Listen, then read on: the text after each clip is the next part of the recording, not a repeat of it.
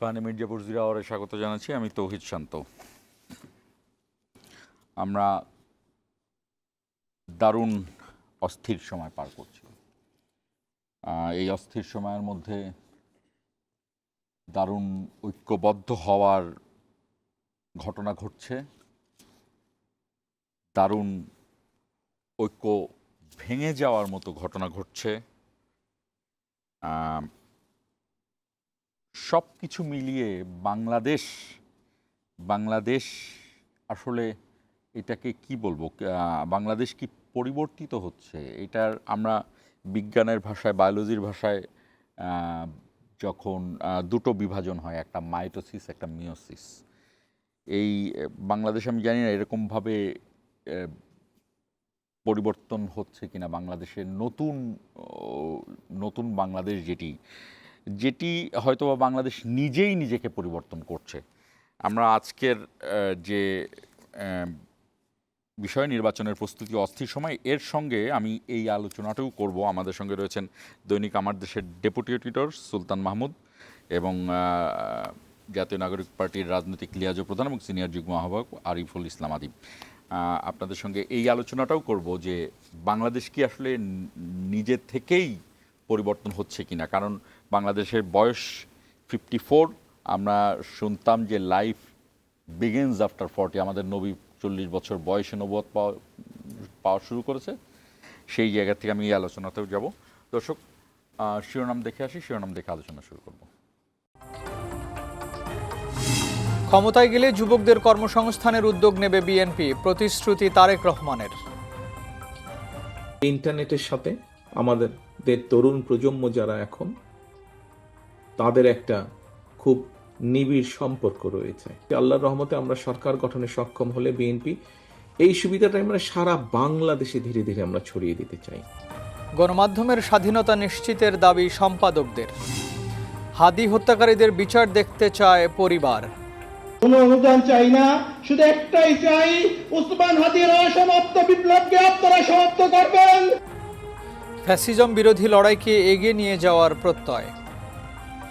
সে আমাদের প্রিয় ব্যক্তি, তার বক্তব্য এটা আমাদের জন্য অমূল্য সম্পদ। যতদিন বেঁচে থাকবো আমি মনে করি তার বক্তব্য এই দেশের জাতি এবং নতুন প্রজন্মের প্রেরণা। রাজনৈতিক হত্যাকাণ্ডের শিকার ওসমান হাদি, ধারণা পুলিশের জড়িত সন্দেহে এ পর্যন্ত গ্রেফতার 10, অভিযান অব্যাহত। চোরাগোপ্তা হামলায় জড়িত পরাজিত শক্তি, ভোট উৎসবে ব্যত্যয় ঘটিয়েছে ওসমান হাদির মৃত্যু, বলছে ইসি। সশস্ত্র বাহিনীর প্রধানদের সাথে বৈঠক। এবং দিল্লিতে বাংলাদেশ হাই কমিশনের সামনে উগ্রবাদীদের বিক্ষোভ, কূটনৈতিক শিষ্টাচার লঙ্ঘনের দাবি পররাষ্ট্র উপদেষ্টার, ভারতের প্রেস নোট প্রত্যাখ্যান।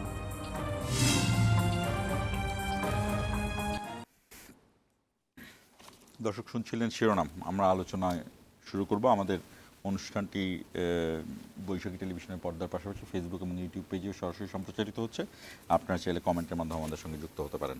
সুলতান মাহমুদ, আপনাকে দিয়ে শুরু করি। সেটি হলো বাংলাদেশের, আমি আমার মতো করে চিন্তা করছি। আমার চিন্তাটা ভুলও হতে পারে, ভুল হলে আপনি সেটি শুধরে দিবেন।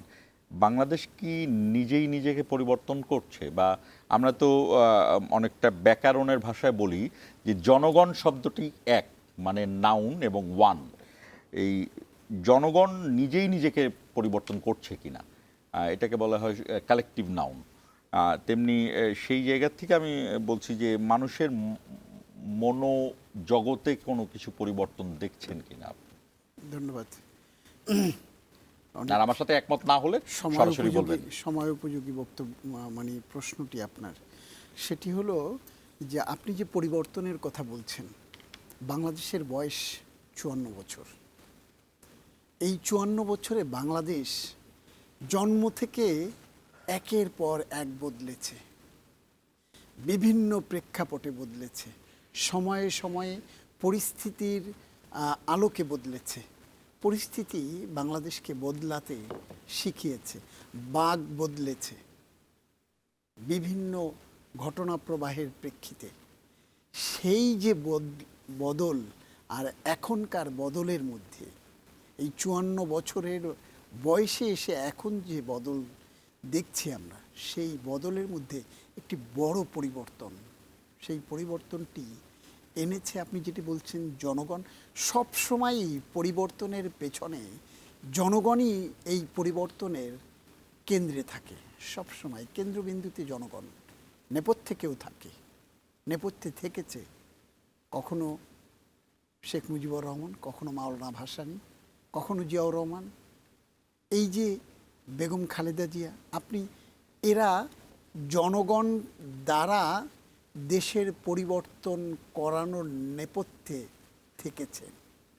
এবং সেই পরিবর্তন আপনি দেখবেন যে যদি একটু বিশ্লেষণ করে দেখেন, প্রায় 15-20 বছর পর পর বাংলাদেশে একটি বড় পরিবর্তন এসেছে। 71-এর পর আপনি 91-এ আসেন, একটি বড় পরিবর্তন এসেছে। 91-এর পর আবার 2008-07-8-এ দেখেন একটি বড় পরিবর্তন এসেছে।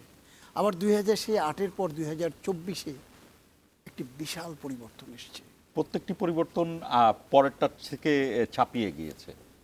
আগের যে পরিবর্তন আমি সেটাই বলছিলাম, সেগুলো ছাপিয়ে গেছে 24-এর যে পরিবর্তনের যে ধারা, যে গতি প্রবাহ, সেটি ভিন্ন মাত্রা যোগ করেছে।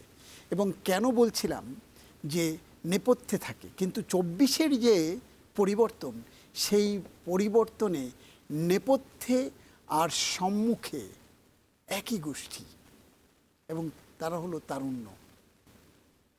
পেছনে যাদের কথা বলা হয় তারা পেছনে ছিলেন না, তারা হাঁপিয়ে উঠেছিলেন, তারা হাত পা ছেড়ে দিয়েছিলেন, হতাশার সাগরে নিমজ্জিত হয়ে গিয়েছিলেন তারা। তারপর এই তরুণেরা সামনে পেছনে চারপাশ ঘিরে তারা তাদের পরিকল্পনা সাজিয়ে এই যে পরিবর্তনের পথে হাঁটতে শুরু করেছিলেন। আমি বলবো না যে পরিবর্তন করে অনেক কিছু করে ফেলেছেন, হ্যাঁ একটি পরিবর্তন করেছেন, অচলায়তন ভেঙেছেন, দখলদার দখলমুক্ত করেছেন। কিন্তু তারপরে যে পরিবর্তনের পথে হাঁটার অঙ্গীকার, প্রত্যয়, দৃঢ়তা যা ছিল, সেই জায়গা থেকে আবার বিচ্যুত হয়ে গেছে সেই যারা পরিবর্তনের রূপকার, পরিবর্তন যাদের অঙ্গীকার ছিল, সেই জায়গা থেকে নানান কারণে সেটি চাপে, লোভে, দ্বন্দ্বে, যে কোনো আমি প্রেক্ষাপটে বলেন। যুক্ত করি, অচলায়তন যখন 1400 প্রাণের বিনিময়ে ভেঙে গেল, এরপর এই ঐক্যটা কি এরপর এখন ওসমান হাদিকে সেই ব্লাড দিতে হলো গাছের নিচে, এই 1.5 বছরের এই গাছটি? হ্যাঁ, এবং সেটির মূল কারণ হলো, যদি আমি যেটি বলছিলাম, আপনি দেখবেন ওসমান হাদি তার বক্তব্যে এই 24-এর যে আন্দোলন, সেই আন্দোলনে যাদের সাথে কাঁধে কাঁধ মিলিয়ে কাজ করেছে তাদেরই বিরুদ্ধে ওসমান হাদি স্পষ্ট আঙুল দিয়ে দেখিয়েছে যে কেন ওসমান হাদি সেখান থেকে পৃথক, কেন ওসমান হাদি সেখান থেকে একক। যে স্পিরিট নিয়ে সবাই একত্রে এগোনোর কথা ছিল, সেটি ভেঙে টুকরা টুকরা হয়ে গেছে। আপনি দেখবেন কতটি এই 24-এর আন্দোলনের পরে কতটি নতুন সংগঠন এই রূপকারদের দ্বারা তৈরি হয়েছে, এবং যেটাকে সবচেয়ে বড় বলা হয় সেখানটাতেও কত রকম বিভেদ, কত প্রলোভন তাদেরকে পদচ্যুত করেছে, স্খলন তাদেরকে কিভাবে পেয়ে বসেছে। এটি যদি না ঘটতো, যে ঐক্য, বজ্র কঠিন ঐক্য তাদের মধ্যে আমরা দেখেছিলাম, বাংলার একেবারে কৃষক, মেহনতি মানুষ থেকে শুরু করে আবাল বৃদ্ধ বনিতা সবাই তাদের জয়ধ্বনি যখন করছিল, সেটি কিন্তু আবার ম্লান হয়ে গেছে, ম্লান হয়ে যেতে বাধ্য করেছে তারা তাদের নিজেদের কাদা ছোড়াছুড়িতে। এবং তাতে কি হয়েছে জানেন, যারা পালিয়েছে তারাও বাঁকা ঠোঁটে হেসেছে, এবং তাদেরকে দেখে যারা স্বপ্নের জাল বুনবার চেষ্টা করেছিল, তারা কিন্তু শেষ পর্যন্ত তাদের সেই স্বপ্নে এই ছন্দপতন বিষয়টিকে আমি নির্বাচনের সাথে যুক্ত করব। আমি তার আগে আদিবের কাছে আসছি, যে কথাটি আমরা বলছিলাম, সুলতান মাহমুদও বলছিল, আপনারা এখন কনভেনশনাল পলিটিক্সে প্রবেশ করেছেন। আর বৈষম্য বিরোধী যে সংগঠনটি ছিল সেটি ছিল অনানুষ্ঠানিক একটি সংগঠন, কিন্তু সেটি ছিল হলো দুর্দমনীয় ক্ষমতা। তখন আপনারা সেই ক্ষমতাটি দেখেছেন। সেই ক্ষমতাটির সময় আপনারা নিজেরাও জানেন যে আপনি বলতে আমি যারা নেতৃত্ব দিয়েছেন, যারা অংশ নিয়েছেন, যে সেইখানে কোনো মতেই ডিসঅনেস্টি, কোনো ব্যক্তি ডিসঅনেস্টি ছিল না, লোভ লালসার কোনো জায়গা ছিল না। এবং এটাকে বলে যে এটাকে বলে রেভুলেশন বিহাইন্ড দ্য রেভুলেশন, বা রেভুলেশনকে টেকসই করার জন্য এক ধরনের রেভুলেশন লাগে। এই রেভুলেশনটা হলো ওসমান হাদি। আপনারা কি মনে করেন যে আপনারা যে জায়গাটার থেকে যে চিন্তা করেছিলেন, সেই চিন্তার জায়গা থেকে তো অনেকেরই সেই চিন্তার জগৎ থেকে আপনারা একটু সরে আসছিলেন, কনভেনশনাল রাজনীতির মতো, আপনাকে আবার সেই আপনাদের এই প্রথম দিকে সেই চিন্তার দিকে এগোতে পারছেন কিনা? ধন্যবাদ আপনাকে, এবং একই সাথে আমাদের সাথে সিনিয়র সাংবাদিক, আমার দেশের ডেপুটি এডিটর উপস্থিত আছেন সুলতান ভাই, তাকেও ধন্যবাদ জানাই। প্রথমত বিষয় হচ্ছে যে আপনার যেভাবে বলেছেন আমি একটু ডিফারেন্ট ওয়েতে দেখতে চাই। আপনি যদি একটা রাষ্ট্রকল্প আকারে দেখেন, যেটা রাষ্ট্রের পরিবর্তনের জন্য, রাষ্ট্র শুধুমাত্র রাজনৈতিক আকাঙ্ক্ষার মাধ্যমে পরিবর্তন হয় না, রাজনৈতিক, সাংস্কৃতিক এবং অর্থনৈতিক তিনটা জায়গায় পরিবর্তন করতে হয়। সেই জায়গার থেকে এখানের যে বিষয়টা আমাদের দেশের এখনকার যে পট পরিবর্তন বা সামাজিক আর্থসামাজিক পরিবর্তনটা হয়েছে, আমি এটার মোট আমাদের রাষ্ট্রের 54 বছরটাকে মোটা দাগে তিনটা ভাগে ভাগ করি। একটা হচ্ছে প্রথম 20 বছর বাংলাদেশের প্রি ম্যাচুর স্টেজ বলা চলে, এক ধরনের 20 বছরের ছিল। পুরো সময়টা অস্থিরতা, সামরিক শাসন এর মধ্যেই ছিল। 91 থেকে 6 পর্যন্ত বাংলাদেশ এটা 15 বছরের ডেমোক্রেটিক ছিল, এবং এরপরে 7 থেকে 111 থেকে শুরু করে 14। 6-এর পর থেকে বাংলাদেশ কখনোই, আমি যদি বলি যে রাজনৈতিকভাবে কখনোই স্বাধীনভাবে সিদ্ধান্ত সে নিতে পারে নাই। কেন পারে নাই? কারণ বাংলাদেশের আসলে শক্তি কি? বাংলাদেশের মূল শক্তিটা হচ্ছে এখানকার দেশপ্রেমিক এবং আপনার মধ্যমপন্থী এবং মুসলিম জাতীয়তাবাদটা হচ্ছে মূল শক্তির জায়গাটা।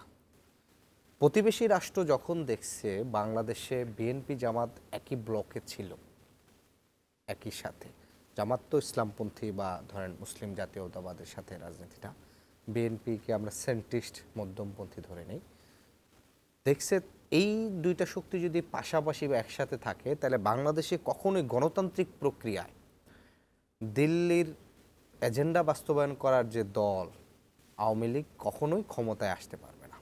তখনই তারা এই গণতান্ত্রিক প্রক্রিয়াটাকে পুরা ধ্বংস করে দিয়ে 111 এর মাধ্যমে পুরো একেবারে 8 থেকে শুরু করে 4টা নির্বাচন, বাংলাদেশে আর কোনো নির্বাচনই হইতে দেয় না।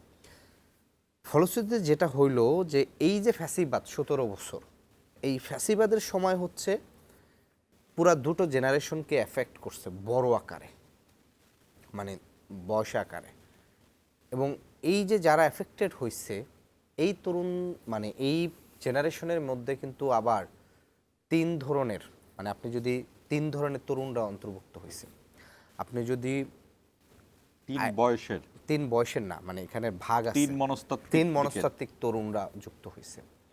অর্থনৈতিক ক্লাস থেকেও 3 ধরনের তরুণরা যুক্ত হয়েছে। আপনি আদর্শিক জায়গা থেকে যদি দেখেন তাহলে এখানে মধ্যমপন্থী এক দলের তরুণ যারা রাষ্ট্র দ্বারা নিপীড়নের শিকার হয়েছে, অথবা শিকার না হইলেও রাষ্ট্রের এই নিপীড়নের বিরুদ্ধে, ফ্যাসিবাদের বিরুদ্ধে বেসিক্যালি বেকারত্বের মাধ্যমে সে সক্রিয় ছিল। ইন্ডিয়া এখানে যেটা করছে হেজিমনি, যে মুক্তিযুদ্ধ বনাম ইসলাম, সেকুলারিজম বনাম হচ্ছে ইসলাম, এই ডাইমেনশনের দ্বারা এখানকার যেহেতু বেশিরভাগ মুসলিম জনগোষ্ঠী, ফলে মুসলিমদের যে নিত্য নৈমিত্তিক যে কালচার, সংস্কৃতি, সেটা পালন করার ফলে দাড়ি টুপি কিংবা এই ধরনের যে সিমটম যারা ছিল মাদ্রাসার শিক্ষার্থীদেরকে একটা চরম নিপীড়নের মধ্যে দিয়ে গেছে। ফলশ্রুতিতে এখানকার আপনি মধ্যমপন্থী একটা তরুণ পেলেন এবং কিছুটা মধ্য ডানপন্থী তরুণ, তারা বেশি নিগিরির শিকার হয়েছে, তারা গুমের শিকার বেশি হয়েছে। পলিটিক্যালি শিবির হয়েছে, নট অনলি পলিটিক্যালি শিবির হয়েছে, শিবির না করে শুধু মাদ্রাসা পড়ার কারণে মাদ্রাসা শিক্ষার্থীরা সেক্ষেত্রে সামাজিকভাবে দারুণভাবে দারুণভাবে নিপীড়িত হয়েছে। তাহলে আপনি আরেকটা তরুণ যেটা তার পাইছেন। মধ্যে একটা প্রতিজ্ঞা প্রতিজ্ঞা হয়েছে, যে কারণে তারা বিশ্ববিদ্যালয়গুলোতে অধিক সংখ্যায় ভর্তি হওয়ার তার পরিবর্তন ছিল, এটা বোঝা যায়। আরেকটা তরুণ আছে যারা প্রগতিশীল তরুণ, প্রগতিশীলদের একটা অংশ সরাসরি আওয়ামী লীগকে সার্ভ করছে, একটা অংশ কিছুটা প্রতিবাদের জায়গায় তারা ছিল। আপনি যদি অর্থনৈতিক জায়গা থেকে যদি আপনি একেবারে লার্জ আকারে বিশ্লেষণ করেন, নিম্ন মধ্যবিত্তের যে শ্রেণীটা, এই নিম্ন মধ্যবিত্ত শ্রেণী তার সমাজের তার নিজের আইডেন্টিটির জন্য নিজে পরিশ্রম করে নিজের একটা সমাজে অবস্থান তৈরি করতে চাইছেন এবং তারা রাজনৈতিক শক্তি আকারে হাজির হয়েছে। এই অংশটা হাজির হয়েছে 2018 সালে রাজনৈতিক আকারে। এখানকার অর্থনৈতিক একটু আপগ্রেডের ফলে মধ্যবিত্তের একটা অংশ তারা হয়তো পাবলিকে পড়ে নাই, মানে আপনার ঢাকা ইউনিভার্সিটি, জাহাঙ্গীরনগর কিংবা রাজশাহীতে পড়ে নাই, কিন্তু ঢাকায় লাস্ট 15 বছরে ঢাকা কিংবা চট্টগ্রামে যে অসংখ্য প্রাইভেট বিশ্ববিদ্যালয়ে যারা পড়ে তারা কিন্তু তুলনামূলক পাবলিকের চেয়ে একটু আর্থিকভাবে ভালো থাকে। এরা কিন্তু একটা রাজনৈতিক অংশ এবং এরা পলিটিক্যাল 70 to 75%, হ্যাঁ 10 to 25% খুব এইটার একটা তরুণরা একরকম ছেলেপেলেও আছে যারা ওই প্রাইভেট ইউনিভার্সিটির স্কলারশিপটাকে করছে। হ্যাঁ, আরেকটা অংশ হচ্ছে যারা হচ্ছে একটু আপার মিডল ক্লাস, মানে উচ্চ মধ্যবিত্ত, এই অংশটা যেটা করছে তারা রাজনৈতিক সচেতন থাকে না, তারা তাদের কেরিয়ার ওরিয়েন্টেড হয়েছে। রাষ্ট্র, আমাদের সিভিল সোসাইটি, একটু জাস্ট 10 সেকেন্ড বলি, তাহলে এটা সম্পূর্ণ হবে না, যে তাদেরকে এভাবে উদ্বুদ্ধ করছে যে রাজনীতি মানে খারাপ, তুমি রাজনীতি করো না, তুমি তোমার কেরিয়ারে করো, সরকার যা খুশি তা করুক, তোমার কেরিয়ার তুমি ভালো। মানে আপনি দেখবেন যে লাস্ট 15 বছরে বাংলাদেশে মোটিভেশনাল স্পিকার সবচেয়ে বেশি হচ্ছে জনপ্রিয় হয়েছে। কেন হয়েছে? যে রাষ্ট্র নিপীড়ন করতেছে, সে রাষ্ট্রকে প্রশ্ন না করে নিজেকে বারবার দায়ী করতো যে আমি অযোগ্য, এই কারণে আমি চাকরিটা পাই নাই, আমাকে আরও বেশি যোগ্য হতে হবে, আমাকে বিশ্ব নাগরিক হতে হবে, আমাকে ইংলিশে খুব বেশি ভালো করতে হবে। এবং এইটা একটা তরুণরা এবং এই ধরনের সংগঠনও প্রচুর হয়েছে। এরা হচ্ছে সেলফ সেন্ট্রিস্ট, নিজের কেরিয়ারটা করছে, তারা অনার্স শেষ করে চিন্তা করছে আমার এখন আর বাংলাদেশে থাকার দরকার নেই, ভবিষ্যৎ না, আমি বাইরে গিয়ে ডিগ্রি নিই। কিন্তু সে রাষ্ট্রের দেশপ্রেমটাও সরায় রাখছে, মানে দেশপ্রেমটাকে ঠিক সরায় রাখে না, মানে বলা চলে যে আমি কি করব, মানে এই জায়গার থেকে ফলশ্রুতিতে যেটা হচ্ছে এই যে 3 ধরনের তরুণরা এই ফ্যাসিবাদের সময় উঠে আসছে, এই জায়গার থেকে নিম্ন মধ্যবিত্ত এবং হচ্ছে যে মধ্যবিত্ত যে শ্রেণীটা, এদের ভিতর একটা প্রবল কম্বিনেশন হয়েছে এবং এরাই হচ্ছে এই ফ্যাসিবাদকে উৎখাতে প্রবলভাবে হচ্ছে। শেষ মুহূর্তে এসে সেলফ সেন্ট্রিস্ট যে তরুণরা ছিল তারা এসে এখানে শেষ মুহূর্তে পাশে দাঁড়িয়েছে, পুরোপুরি পাশে দাঁড়িয়ে এনে সর্বোচ্চ আগস্টের শেষের দিকে হয়তো ধরেন তারা একটা অংশ দাঁড়িয়েছে। তো ফলশ্রুতিতে এখানে আমরা যেভাবে বলি যে তরুণরা বিভাজিত কিংবা রাজনীতিচ্যুত হয়েছে, না, হাদিবাই, আমরা কিংবা নাহিদ ইসলাম, হাসনা, সার্জিস, আসিফ, নুরুল হক নূর, পুরো এই যে তরুণদেরকে আমরা এখন দেখছি, কিংবা আপনি আইমান সাদিক বলেন, কিংবা হচ্ছে যারা শিক্ষাক্ষেত্রে অবদান রাখছে, কিংবা হচ্ছে এই ধরনের যে তরুণরা, তাসনিম যারা, উনি তো এখন পলিটিক্যালি আমাদের সাথে, আমি ওই সময়কার কথা বলছি, হ্যাঁ, জায়গার থেকে আপনি এখন যেটা দেখেন যে ধরেন আমি যেটা বললাম যে রাষ্ট্র আকারে আমাকে গড়তে হলে আমরা ধরেন রাজনৈতিক আকারে আছি।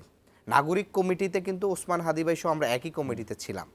নাগরিক কমিটিতে সানজিদ ইসলাম তুলিয়াপাও ছিল, তুলিয়াপা এখন ধানের শীষ থেকে ইলেকশন করতেছেন, ওসমান হাদি ভাই স্বতন্ত্র ইলেকশন করছেন। কিন্তু ওসমান হাদি ভাইয়ের জায়গাটা ছিল কালচারাল বেশি ফোকাস, যে আমি কালচারে ফোকাস করব, পাশাপাশি আমি রাজনৈতিক কনভেনশনাল পলিটিক্সে অনেক কিছুই বলা যায় না। হ্যাঁ, আমরা চিন্তা করছি যে না, আমরা যদি রাজনৈতিক শক্তি আকারে হাজির না হই তাহলে আমরা এই পরিবর্তনটা করতে পারি না। আপনি যদি এক দৃষ্টিকোণ থেকে যে বিভাজন, কিন্তু না, এটা কিন্তু এক, যে আমরা রাজনৈতিক শক্তি আকারে আসছি, এই বিভাজনের কথা বলছি না, তারা সাংস্কৃতিক আকারে হাজির হচ্ছে। সুলতান মাহমুদ আমার কথা, আপনাদের এই পুরো যে আন্দোলনটা, আমি সরাসরি বলি, এই আন্দোলনটা পুরোটাই আধিপত্যবাদ বিরোধী আন্দোলন ছিল, সোজা কথা, এবং আধিপত্যবাদ বিরোধী আন্দোলনের কারণেই এইভাবে এসেছে। এই জায়গা থেকে কারো কারো ইডিওলজিক্যাল বিচ্যুত ঘটেছিল কিনা আমি জানি না, আমার কাছে মনে হয় কখনো সুলতান মাহমুদ আপনার, আমি যেটা এই বিভাজনের কথা বলতে চাচ্ছি, বা আমি ভুল কিনা আমাকে শুধরে দিবেন। না দেখেন, ইডিওলজিক্যাল বিচ্যুতি যে ঘটেছে সেটি কিন্তু প্রকাশ্যে এসেছে। ইডিওলজিক্যাল বিচ্যুতি যদি না ঘটতো, এই যে আপনি দেখবেন, আমি আপনার আলোচনা শুরু হওয়ার আগে আমি তার সাথে হাসতে হাসতে একটি প্রশ্ন করেছিলাম, তো সেটি এখানে না বলি। তো সেটি কিন্তু এসছে কেন? এই ইডিওলজিক্যাল যে বিরোধ বা বিচ্যুতি, এটি এসছে 3 কারণে। তার অন্যতম প্রধান কারণ হলো যে আপনি দেখবেন যে যারা একটি নির্দিষ্ট লক্ষ্য নিয়ে যাদের বিরুদ্ধে এগোতে চায়, ওই যে গোষ্ঠী বিরুদ্ধে এগোতে চায়, তারা নানান ছলে বলে কৌশলে নানান ট্রাপ করে এদের ভেতরের ঐক্যটা ভাঙতে চায়। ঐক্যটা ভাঙতে গিয়ে প্রথমে যে আমাদের যে কালচার, আমাদের যে মানসিকতা, আমরা যে প্রতিবেশ বা পরিবেশে বেড়ে উঠেছি, এখানটাতে হানি এবং মানি দুটি ট্রাফ তারা ব্যবহার করে।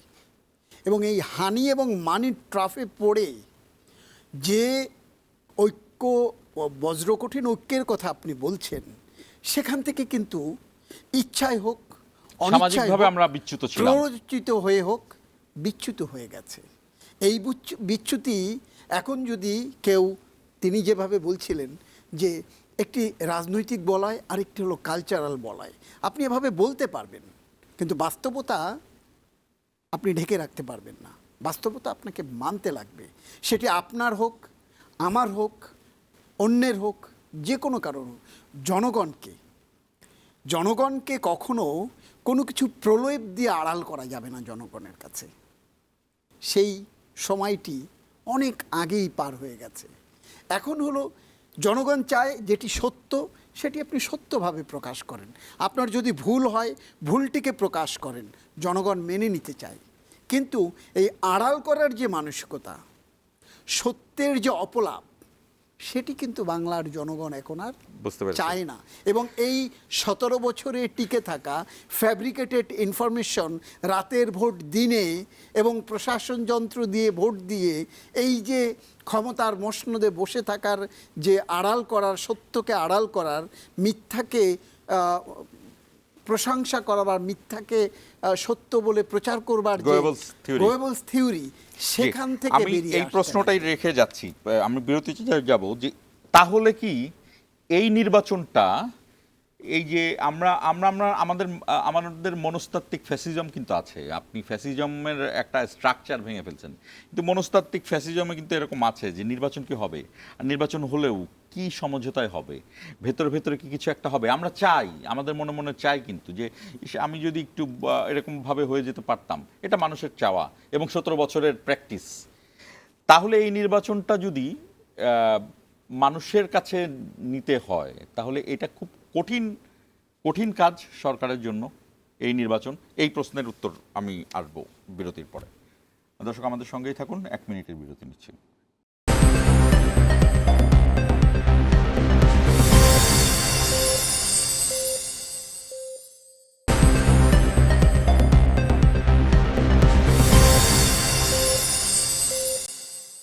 আবার স্বাগত ইস্পাহানি মির্জাপুর জিরো আওয়ার। সুলতান মাহমুদ, আমি প্রশ্নটি রেখেছিলাম এই যে আপনি 3টা ইঞ্জিনিয়ারিং দেখেছেন। একটা হলো কোনো ভোট ছাড়া 153 জন নির্বাচিত হয়ে গিয়েছে, তার সরকার গঠন করা হয়ে গেছে।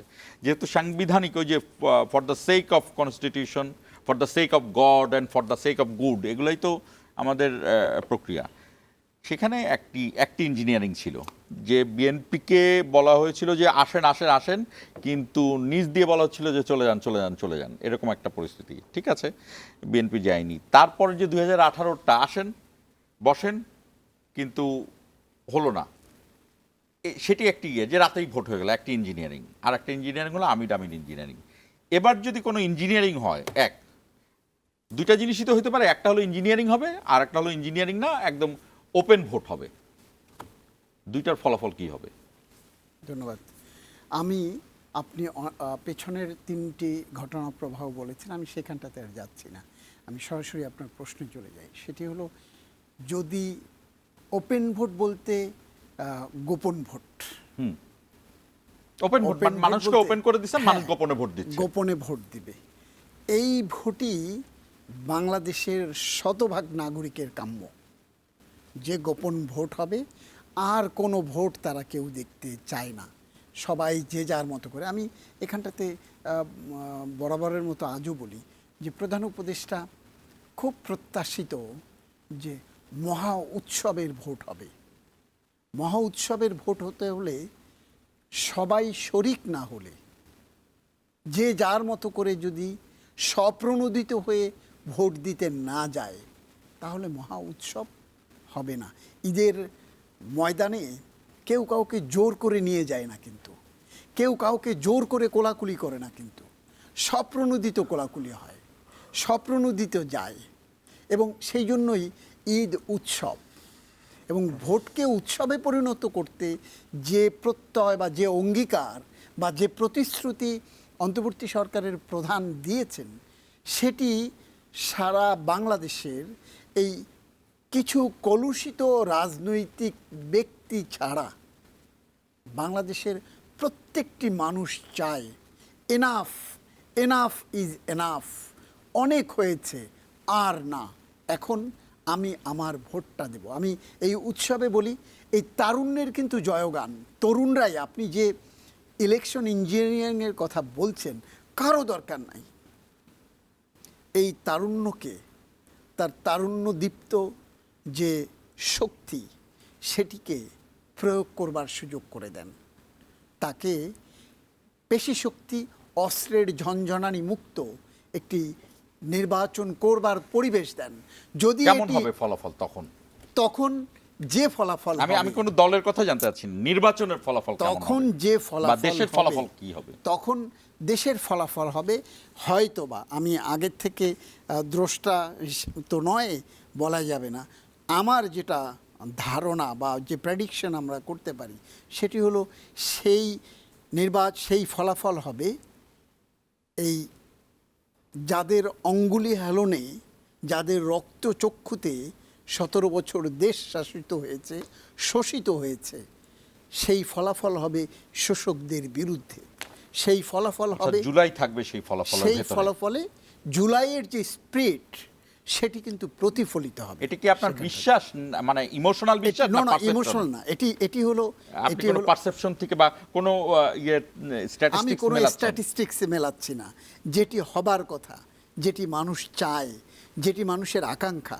আমরা গণমাধ্যমে যেহেতু কাজ করি, সকল শ্রেণী, পেশা, ধর্ম, বর্ণ, একেবারে বস্তি থেকে বঙ্গভবন পর্যন্ত সব জায়গায় আমাদের যাতায়াত করতে হয়। আমরা সব শ্রেণী পেশার মানুষের পালস বুঝবার চেষ্টা করি। যখন বাসে আপনি পাবলিক ট্রান্সপোর্টে উঠবেন, তখন অন্য 10 জনের খেয়াল 10 দিকে থাকবে। আপনি গণমাধ্যম কর্মী হিসেবে আপনার খেয়াল থাকবে কোন যাত্রী কোন কথাটি কেন কিভাবে বলল। আপনি যখন রিক্সাতে উঠবেন ঢাকা শহরে, তখন রিক্সাওয়ালার যে কথোপকথন, আপনি যদি এক রিক্সাওয়ালা আরেক রিক্সাওয়ালার সাথে, ইভেন দ্যাট রিক্সাওয়ালা যখন যাত্রীর সাথে কথা বলে, তখন কিন্তু তাদের পালস বুঝতে পারবেন। আদিবের কাছে আসি। এই যে কথাটি বললাম যে ভোটে দুটো ঘটনা ঘটতে পারে বা ঘটানো যায়, সেটি হলো একটি ইঞ্জিনিয়ারিং আর একটি ওপেন ভোট, ওপেনে গোপন ভোট আর কি। হ্যাঁ, এখন ইলেকশন ইঞ্জিনিয়ারিং হলে, যদি ইলেকশন ইঞ্জিনিয়ারিং হয় এবং এটি যদি জনগণ বুঝতে পারে, তাতে কি হতে পারে সেই সম্ভাবনার কথা সুলতান মাহমুদ যায়নি। ঠিক আছে, ওইটার কথা বাদ দিলাম, কিন্তু ধরেন এটা যদি ওপেনে গোপন ভোটের সুযোগটা সৃষ্টি হয়, কি হতে পারে আপনার কি মনে হয়? এই যেটি সুলতান মাহমুদ দেশের ফলাফলের কথা বললো, আপনার কি মনে হয় যে কি ফলাফল হবে? আমি কোনো দলীয় কোনো দল জিতছে সেটি জানতে চাচ্ছি। নির্বাচন, হ্যাঁ, জাতীয় নির্বাচনে আমি জানতে চাচ্ছি যে দেশের ফলাফলটা কি হবে বা দেশ কোথায় গিয়ে দাঁড়াবে। এখানে আপনার এটার অ্যান্সার করার আগে আমাকে আরেকটু প্রেক্ষাপট যোগ করতে হবে। আপনি যেটি বলছিলেন যে ফলাফলে জুলাই আসবে কি না, মানে ভোট তো শুধু নির্বাচনের দিন আপনি সুন্দর সুষ্ঠু নির্বাচন দিয়ে দিলেন, এটার মাধ্যমে তো শুধু ভোট বা ফলাফলটা আসে না। এটার আগে নানা ধরনের ফলাফলের একটা প্রেক্ষাপট তৈরি করা হয়। প্রথমত হচ্ছে এখনকার যে এস্টাবলিশমেন্ট আছে, এই এস্টাবলিশমেন্ট আগেই জুলাই এবং তারুণ্যকে টার্গেট করে এই প্রতিযোগিতায় তাকে দুর্বল করে ফেলছে। আপনি দেখেন সরাসরি নুরুল হক নূরের উপর একেবারে তার হামলা হয়েছে। সর্বশেষ হাদি হচ্ছে একেবারে মৃত্যুর মাধ্যমে তাকে প্রমাণ করতে হয়েছে, মানে মরিয়া তাকে প্রমাণ করতে হয়েছে তিনি জুলাই যোদ্ধারা আক্রান্ত ছিলেন। তার আগে গোপালগঞ্জে একেবারে মৃত্যুর মুখোমুখির কাছ থেকে আমরা বেঁচে আছি। কোনোটারই কিন্তু কোনো বিচার কিন্তু হয় না। এবং যখনই হচ্ছে গোপালগঞ্জের ইস্যুটা আসছে, তখন এখানকার বিদ্যমান যে রাজনৈতিক দলগুলো একেবারে নাম ধরে বলো বিএনপি, জামাত, তাদের পন্থী বেশ বুদ্ধিজীবীরা নানা ধরনের একটু মেলাইন করার চেষ্টা করছে যে এনসিপি কেন ওই দিনই গোপালগঞ্জ গেল, তাকে গোপালগঞ্জ কেন যেতেই হবে, তারা কেন উস্কানি দিছে করে তরুণদেরকে কিছুটা ডিমোরালাইজ করার চেষ্টা করছে। নুরুল হক নূরের চপর যখন নৃশংস হামলা হইল, নানা ধরনের কথা বলছে। এবং দুঃখের বিষয় যেটা হচ্ছে, আপনি যেটা বলতেছেন যে ইলেকশন কি একেবারে ফ্রি ফেয়ার হবে নাকি ডিজাইনড হবে, সেটার একটা সিমটমস বোঝা যায়। সেটা হচ্ছে যে ওই হামলায় বিএনপি এবং জামাত কেউ হচ্ছে ন্যূনতম যে সেনাবাহিনী, পোশাক পরিহিত সেনাবাহিনী এবং হচ্ছে পুলিশের নাম উল্লেখ করে না স্পষ্ট আকারে। এবং এই ওসমান হাদির মৃত্যুর পরেও আমরা স্পষ্ট আকারে দেখেছি যে ওসমান হাদিকে কাকে হত্যা করেছে, মানে কারা হত্যা করেছে, স্পষ্ট আকারে আওয়ামী লীগের সন্ত্রাসী, প্রতিবেশী রাষ্ট্রের গোয়েন্দা সংস্থা এবং বাংলাদেশ রাষ্ট্রের গোয়েন্দা সংস্থার একটা অংশ, 3 অংশের যোগসাজশে হত্যা হয়েছে। বিএনপি জামাত তাদের স্টেটমেন্টে, বক্তব্যে একবারও হচ্ছে প্রতিবেশী রাষ্ট্রের কথা উল্লেখ করে না। কারণটা কি? কারণ তারা চিন্তা করতেছে না ভাই, আমি বলি কথা বলছিলাম কনভেনশনাল রাজনীতিতে অনেক সময় অনেক কিছু না, এটা কনভেনশনাল কিছু না, এটাকে ডিরেক্ট হচ্ছে যে আপনি জনগণকে প্রত্যাখ্যান করে আপনি ক্ষমতার সাথে নেগোশিয়েট করতেছেন। আপনি দেখতেছেন যে হ্যাঁ 14 বছর হচ্ছে হাসিনা ইন্ডিয়ার সাথে সমঝোতা ছাড়া টিকতে পারে না, তারা চিন্তা করতেছে আমরা সামনে ক্ষমতায় যাব, জামাত এখন চিন্তা করছে ক্ষমতায় যাব না, কিন্তু বিএনপি কিন্তু সরাসরি বলেছে যে না, জনগণ, তারেক রহমানের একটা বক্তব্য শুনেছি আমি যে বলছে যে জনগণ যেটা চায় আমরা সেই পথেই থাকবো। না না, জনগণ চায়, এগুলো বিমূর্ত কথা। কিন্তু আপনি সরাসরি এই যে গুম কমিশন তদন্ত প্রতিবেদন দিচ্ছে, স্পষ্ট আকারে আসছে বাংলাদেশ রাষ্ট্রের গুম খুনের সাথে প্রতিবেশী রাষ্ট্র জড়িত ছিল, স্পষ্ট আসছে যে বাংলাদেশের গোয়েন্দা সংস্থার সদস্যরা জড়িত ছিল। একবারও বলছে যে এদেরকে সুস্পষ্ট বিচার করতে হবে নির্বাচনের পূর্বে, কারণ বিচার চলছে, সেটা শুরু হয়েছে মাত্র, তার পূর্বে আপনার হচ্ছে নানা দিবস, মানবাধিকার দিবসগুলো গেছিল, আন্তর্জাতিক গুম প্রতিরোধ দিবসগুলো, কোথাও সুস্পষ্টভাবে তারা বলে না। বিচারের বিপক্ষে তো দাঁড়ায়নি বিএনপি। না না, বিপক্ষে তো দাঁড়ানো লাগে না, কিন্তু এখানে সুলতান মাহমুদ এখানটাতে বলি, আপনারা যারা রাজনৈতিক অঙ্গনে আপনাদের সরব উপস্থিতি, আমি আপনাদেরকে সবসময় সাধুবাদ জানাই। আমি আমার বয়স যেটাই হোক না কেন, আমি নিজেকে তরুণ মনে করি এবং যারা তরুণ তাদের সাথে পা মিলিয়ে চলতে চাই। কিন্তু এই জায়গায় আপনাদেরকে যে একটি অভিজ্ঞতা, রাজনৈতিক যে দীর্ঘ অভিজ্ঞতার যে ঝুলি, সেটি দিনে দিনে আপনাদেরও সমৃদ্ধ হবে। আপনারা যখন কনভেনশনাল পলিটিক্স করতে হলে যেটা, হ্যাঁ, আপনারা যখন, আপনি যেভাবে বলতে পারছেন, আমার ছোট বাচ্চাটি যেভাবে অন্যজনকে বলতে পারে বা বাবাকে বলতে পারে, আপনি বাবা হিসেবে কিন্তু আপনি সেভাবে কথা, এটা difference between Osman Hadi and আদিস। হ্যাঁ, এটি হলো, এটি একটি জায়গা। আপনি যখন যে বিষয়টি হাদির ব্যাপারে আপনি বলছেন যে অমুকরা বলে নাই স্পষ্ট করে, আপনি 3 পক্ষের কথা বললেন, তাদের সম্পৃক্ততা, তাহলে বাংলাদেশের পরবর্তী এখন যে বিচার প্রক্রিয়া বা আইন শৃঙ্খলা রক্ষাকারীর যে কর্মযজ্ঞ, তাহলে আর কোনো কিছুর দরকার হয় না। তাহলে ওখানটাতেই ফুল স্টপ দিয়ে রাখতে হবে যে এরা করেছে। এভিডেন্স তো আপনাকে বের করতে লাগবে। আপনি যদি এটির স্থায়ী বন্দোবস্ত চান, স্থায়ী সমাধান চান, তাহলে আপনাকে তথ্য প্রমাণ সাপেক্ষে আপনাকে সেটি হাজির করতে লাগবে। আপনি যেভাবে বলতে পারবেন, আপনার যিনি বয়সে আপনার দ্বিগুণ রাজনীতি করেন, তিনিও হয়তো ওই বয়সে, আপনার বয়সে এভাবেই বলেছেন। আপনি আবার যখন রাজনীতি হওয়ার পরে তার কথার ধরন বদলায়, মন্ত্রী না, আপনি যখন রাজনীতি করতে অবস্থানে গেলে জানে যে কখন, হ্যাঁ, এবং আপনাকে রাজনীতি যখন আপনি করছেন, আপনাকে আপনার উইন্ডোটা আপনাকে রাখতে লাগবে, ওপেন রাখতে লাগবে। কারণ আপনি যখনই একটি উইন্ডো বন্ধ করে দেবেন, এর পরের পথটা কি? তো যারা আপনি বলছেন যে গুম কমিশনের বিষয় নিয়ে কথা বলেনি, আমরা তো দেখলাম গুম কমিশন নিয়ে দেশের প্রধান বড় দলগুলো কথা বলেছে। গুম কমিশনকে নিয়ে কি করতে হবে, কোথায় কি করতে তারা হবে। বিরোধিতা করেনি। কোনো বিরোধিতা করে নাই, না না কিন্তু- কোনো কিন্তু হ্যাঁ, আপনাদের মতো করে বলেনি। আপনি আপনাদের মতো করে প্রতিবাদ সরবের করেন। ভাষা, ঠিক আছে। সরবের ভাষা, আপনার সরবের ভাষা, আমার সরবের ভাষা, আর তাদের ভাষা। আপনি যেভাবে মনে করছেন এটি সরব, আমি হয়তো সেটি মনে করছি না। আবার আমি যেভাবে বলছি আপনার মনে হচ্ছে আমি নীরব, এটি চিন্তার তাদের জায়গা। অনেক অনেক নীরব থাকাও কিন্তু বলা যে তারা আপনি তো কি কোনো একটা কথা রিঅ্যাকশন বলা হয়ে দেখায়নি। থাকে, যাই হোক, দুঃখিত, আমি একটি কথা বলা হয়ে থাকে মৌনতা সম্মতির লক্ষণ। হ্যাঁ, এবং সেটিকে আরেকটা জিনিস আপনি আমরা কিন্তু খাটো করে বলি, ধরবেন কি করে? What to tell and what not to tell. এখানে হোয়াট নট টু টেল হলো অনেক পাওয়ারফুল একটা অবস্থানে গিয়ে। যাই হোক, আদিব, আমি আপনার কাছে আসি যে সেটি হলো, আমি যেটা জানতে চেয়েছিলাম সেটি হলো যে ভোটে জুলাইয়ের প্রভাব পড়া এই ওসমান হাদি যেহেতু কালচারাল অ্যাক্টিভিস্ট হিসেবেই কিন্তু সে আপনাদের দলের থেকে বের হয়ে আসছিল, এবং আমি যতটুকু জানি আপনাদেরকে কিন্তু ওইটাই বলছে যে আপনার কনভেনশনাল পলিটিক্সে থাকেন, আমি বাইরে আসি, তাহলে আমি আরও অনেক কিছু বলতে পারবো। আপনি নিজেও কিন্তু রাজনীতিক একটা নিয়ম মেনে চলেন। সেই জায়গাতে আমি বলছি যে ওসমান হাদি যেটি আবারও আনলেন যে এই জুলাইয়ের অন্যতম প্রধান পয়েন্ট হলো আধিপত্যবাদ বিরোধী। এই আধিপত্যবাদ বিরোধীকেই আমি জুলাই বলেছি। নির্বাচন যদি ওপেন এবং গোপনে হয়, এই ফলাফলটি কি আসবে কিনা?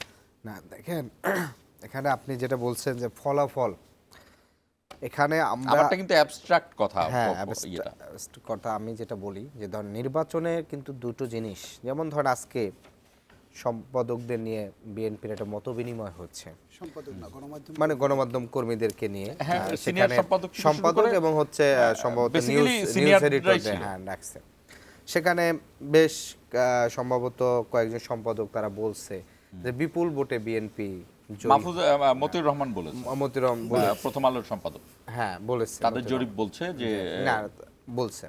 তার আগে তারা একটা জরিপ করছে যে 64% হ্যাঁ 64% মনে করছে জিতবে। একটা হচ্ছে যে জিততে পারে, আরেকটা হচ্ছে যে আপনি এই যে পূর্বে বলে একটা হচ্ছে পারসেপশনটাকে আরো Create বেশি করা। জোরালো করা, এটাকে হচ্ছে আরো বেশি সমৃদ্ধ করা, একই পাশাপাশি আবার তাদের একটা ন্যারেটিভ বিল্ড আপ হচ্ছে যে এখানকার যদি এনসিপি কিংবা অন্যরা যদি শক্তিশালী হয়, কিংবা হচ্ছে বিশেষ করে তাদের হচ্ছে দেশ আপনার হচ্ছে ধ্বংস হবে কিংবা দেশ আগাবে না।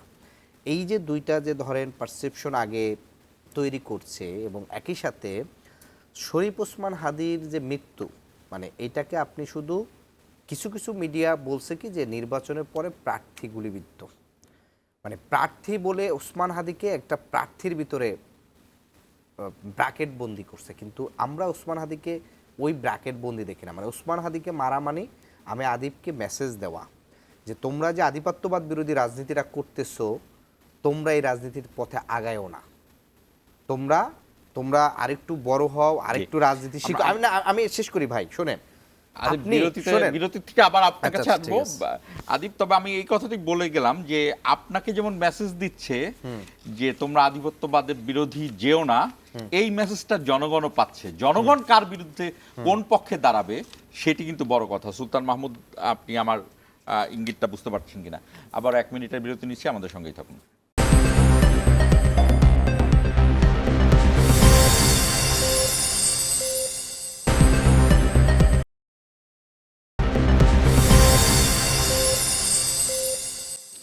আবারও স্বাগত জানাচ্ছি ইস্পাহানি মির্জাপুর জিরো আওয়ারে, আবারও স্বাগত জানাচ্ছি। হাদি, আপনার কাছে হাদি বলছি, হাদির নামটা চলে আসলো বললে এটা আমি অনার ফিল করি যে আপনি যদি বলেন। এতবার বলা হচ্ছে আসলে ওসমান হাদিকে আল্লাহ ভালো রাখুক, তার রুহের মাগফিরাত কামনা করি। আদিব, আমি যেটা বলতে চাচ্ছিলাম, সুলতান মাহমুদকেও বলেছিলাম, সেটি হলো যে এই যে আমি আসলে বিশ্বাস করতে চাই, ধরে নিতে চাই যে এটা প্রধান উপদেষ্টা যেটা বলেছেন, সুলতান মাহমুদও যেটা বলেছেন, আমরা সাংবাদিক তো আমরা এই জায়গাটা অন্তত ঠিক রাখতে চাই যে ভেতরে ভেতরে কি হচ্ছে জানি না, ওপরে আমি জানি যে এটা একটা ওপেন এবং গোপন ভোট হবে। ওপেন মানে হলো যে মানুষ নির্বিঘ্নে ভোট কেন্দ্রে যেতে পারবে এবং তিনি তার মতো করে তার ভোট কেন্দ্রে বুথে গিয়ে তিনি সিল মেরে চলে আসবেন, যাকে খুশি তাকে ভোট দেন, কোনো সমস্যা নেই। এই ভোট হবে, আমি এটা বিশ্বাস করি এবং বিশ্বাস করে কথা বলছি। সেই জায়গা থেকে একটি চ্যালেঞ্জ এসে দাঁড়ালো, সেটি হলো যে একটি পক্ষ তো আছেই এই ভোট বানচাল করতে চায়, সেটি তাহলে কিভাবে মোকাবেলা করা হবে। এবং আবারও এটার সাথে এটাও মাথায় রাখলাম যে আপনারা আবারও বলেন যে সেই ফলাফলে কি ফল, মানুষ যদি খোলামেলা ফলাফল মানে ভোট দিতে পারে, মানুষ আসলে কোন দিকে তাদের ইয়ে দিবে, তাদের মতামত দিবে। বাংলাদেশের জনগণ তো মানে আমি আপনাকে এটা আগেই অ্যান্সারটা দিয়ে দিচ্ছি যে বাংলাদেশের মানুষ দেশপ্রেমিক, আধিপত্যবাদ বিরোধী এবং এখানকার মানুষ মানে ন্যাচারালি কালচারালি আপনি বলতে পারেন ইসলামপন্থীও, মানে ধর্মীয় কালচারটা সে মানে ইসলামিক রাজনীতিটা ওই বড় আকারে করে না, কিন্তু না, তার ইসলামিক কালচার বিশ্বাসটা- আমাদের এখানে নাই। সত্যি না, কথা হলো যে না, ইসলামিক মানে কালচার নাই। মূল্যবোধটার প্রতি আমরা সে ইসলামিক থাকে। রিচুয়ালটা পালন করি। রিচুয়ালটার প্রতি ধর্মীয় রিচুয়াল। তার একটা মানে অনুভূতি বলেন কিংবা হচ্ছে এক ধরনের ইয়ার জায়গাটা আছে। যখন দেখছে যে এটা ফ্রি ফেয়ার থাকে, তখন হচ্ছে দিল্লির আনুগত্য আলা দল হচ্ছে ক্ষমতায় আসতে পারে না। ফলে আপনি যেটা বলছেন যে ফ্রি ফেয়ার ইলেকশন হলে মানুষ স্বাভাবিকভাবে আধিপত্যবাদ বিরোধী, ফ্যাসিবাদ বিরোধী, গণতন্ত্র, মানবাধিকারের পক্ষেই মূলত সে তার রায়টা দিবে। এবং সেটা হচ্ছে বাংলাদেশের এই জুলাই আগস্ট গণ অভ্যুত্থান পরবর্তী যে নতুন বাংলাদেশ দেখতে চাইছে, ওইটার প্রতি মানুষের সে আকাঙ্ক্ষাটা। একটা নির্বাচন অফিস সে পুড়িয়ে দিয়েছে, এইটার ইঙ্গিতটা দিলাম এই কারণে, নির্বাচনের এই সাধারণ ভোটারদের নিরাপত্তার কথাও বলছিলাম। সেই জায়গাটা কিভাবে উতরাবে, সেটা কিভাবে এইটা তো সরকারের চ্যালেঞ্জ কি? হ্যাঁ, এই চ্যালেঞ্জটা রয়ে গেছে যে প্রার্থীদেরকে মেরে ফেলা, যেটা অলরেডি শুরু হয়েছে, ভয় দেখানো চট্টগ্রামে এরশাদুল্লাহ এবং হ্যাঁ, এখানে আমাদের তারপরে ওসমান হাদি। হচ্ছে যে আপনার ভোটারদের ভিতরে আতঙ্ক তৈরি করা যাতে ভোট টার্ন আউট কম হয়। এরপরে হচ্ছে নানা ধরনের ন্যারেটিভ এস্টাবলিশ করা যে আসলে ভোটটা হচ্ছে না, ভোটটা সমঝোতায় হচ্ছে, এটা একটা এইটা একটা গুরুত্বপূর্ণ ন্যারেটিভ কথা। করা। তাহলে মানুষ চিন্তা করবে যে বিএনপি ক্ষমতায় আসতেছে, জামাত বিরোধী দল হচ্ছে, এনসিপি হয়তো চিল্লাপাল্লা করে কিছু ছিট পাবে, মানে এই যে একটা ন্যারেটিভ এস্টাবলিশ করার চেষ্টা চলতেছে, এইটা কিন্তু ভোটের ক্ষেত্রে কিন্তু একটা প্রভাব ফেলতে সুলতান পারে। মাহমুদ, আপনার কাছে আসতে চাই একদম শেষ পর্যায়ে। যে কথাটি আদি শেষ বলল যে এই যে বারবার ভোট হবে কি হবে না, আমাদের তিনজনের মধ্যেও কিন্তু আমরা অজান্তেই বলছি একবার যে ভোট হবে আশা করছি, আবারও এক ধরনের যাচ্ছি। এই জায়গাটা কিভাবে মানুষের মনস্তাত্ত্বিক এই জায়গাটা উত্তরণ ঘটবে কিভাবে? এবং আবারও একই প্রশ্ন জিজ্ঞেস করি, যদি আসলেই মানুষকে উৎসবের মুখে নিয়ে যাওয়া যায়, যদি 60 থেকে 70% মানুষ উৎসবের মুখে ভোট দিতে পারে এবং ওই যে ওপেনে গোপন ভোট দিতে পারে, তাহলে আসলে ফলাফল কোন দিকে যেতে পারে? না, আমি তো তার বক্তব্যের মধ্যে বেরিয়ে এসছে যে যদি সত্যিকারের ভোট উৎসব হয়, যার ভোট যাকে খুশি তাকে দিতে পারে এবং সেখানে যদি নির্বিঘ্ন এবং কোনো ভয়, কোনো অস্ত্রের ঝঞ্ঝানানি না থাকে, তাহলে কিন্তু এই যে আধিপত্যবাদের বিরোধী যে রায় সেটি আসবে। এবং যেটি আদিব শেষ করলো তার বক্তব্যে যে সমঝোতা হবে। বাংলাদেশে যে 54 বছরের যে নির্বাচন, যতগুলো নির্বাচন হয়েছে, এর মধ্যে দুঃখিত, এর মধ্যে যে নির্বাচনগুলোকে খুব বলা হয় যে সুষ্ঠু সুন্দর হয়েছে, গ্রহণযোগ্য নির্বাচন হয়েছে, সেই নির্বাচনগুলোতেও কিন্তু সমঝোতার বাইরে কোনো কিছু হয়নি। একদল সমঝোতা করেছে আর একদল সমঝোতার বাইরে থেকেছে। সমঝোতা কোনো না কোনোভাবেই হয়েছে। এখনকার সমঝোতা, আমি মনে করি সমঝোতাকে নেগেটিভ না ধরে পজিটিভ, এখনকার যে বাংলাদেশ, যে অর্থনৈতিক যে বিশৃঙ্খল বাংলাদেশ, শাসন দুঃশাসনের যে বাংলাদেশ, ভয়ের যে বাংলাদেশ এবং আন্তর্জাতিক রক্তচক্ষু দেখানোর যে বাংলাদেশ, সেই বাংলাদেশকে যারা রক্তচক্ষু দেখাতে চায়, অর্থনৈতিকভাবে যারা পঙ্গু করে ফেলবার নানান কূটকৌশল নাড়ছে, এগুলোকে মোকাবেলা করতে হলে সকল রাজনৈতিক দলের একটি জায়গায় সমঝোতা দরকার। সেটি হলো আধিপত্যবাদের বিরুদ্ধে আমরা সবাই এক থাকব। এই সমঝোতাটা যদি হয়, তাহলে আগামীর বাংলাদেশকে কেউ কোনোভাবে খাটো করে দেখবার বা ভয় দেখাবার সুযোগ পাবে না। আর যদি এই বিভেদের রাজনীতি, হ্যাঁ আমি তো বলি সমঝোতা হবে যে আমরা সবাই সুষ্ঠু নির্বাচন করব, সমঝোতা হবে আমরা কেউ অস্ত্রের ঝঞ্ঝানিতে যাব না, সমঝোতা বরঞ্চ হবে কোনো পক্ষ যদি করতে আসে আমরা প্রতিরোধ করব। এই সমঝোতাটা যদি রাজনৈতিক দল এবং সরকারের মধ্যে হয়, এই সমঝোতা যদি রাজনৈতিক দল এবং নির্বাচন না কেন? কমিশনের হচ্ছে মধ্যে না কেন? হয়, হচ্ছে হ্যাঁ, না কেন? আমরা স্বপ্ন দেখতে চাই হবে হবে। হবে আমরা স্বপ্ন দেখতে চাই। 17 বছরের অচলায়তন ওসমান হাদি ভেঙে কি এটা দেখালো হ্যাঁ, জনগণ? ওসমান হাদি কিন্তু হাদি জানা যায় কি জনগণ এটাই বুঝালো? আরেকটি ঐক্য করবার একেবারে সরাসরি নির্দেশনা, পথ নির্দেশনা, পথরেখা তৈরি করে দিয়ে গেছে মানে শহীদ ওসমান হাদি এটি বলে গেল। শহীদ হাদি এটাই বলে গেছে। এখন যদি সেটিকে আমরা আয়ত্ত না করতে এটি তো পারি, কোনো সেটিকে নির্দিষ্ট দলকে বলেনি, না, সব দলকে বলছে। সব দল, এবং সেই সব দলকে যে বলেছে, মানিক মিয়াতে কেউ কাউকে বাধ্য করেছে যেতে? শুনেছেন কে মানিক মিয়ার এ মাথা থেকে ও মাথা, ফার্মগেট থেকে আপনার পর্যন্ত, আসাদ গেট পর্যন্ত, ওদিকে 27 নম্বর পর্যন্ত, এখানটাতে যে বার্তা দিয়েছে সবাই এক হও আধিপত্যবাদের বিরুদ্ধে। সেই ক্ষেত্রে এই যে বিশৃঙ্খলা, অনিয়ম, দুর্নীতি, কারচুপি যে করবে তার বিরুদ্ধে আমরা একদম সবাই। শেষ মুহূর্তে 30 সেকেন্ড আছে, আদিব আপনার কিছু বলার থাকলে আপনি শেষ করতে পারেন। 30 সেকেন্ড আছে আমার হাতে।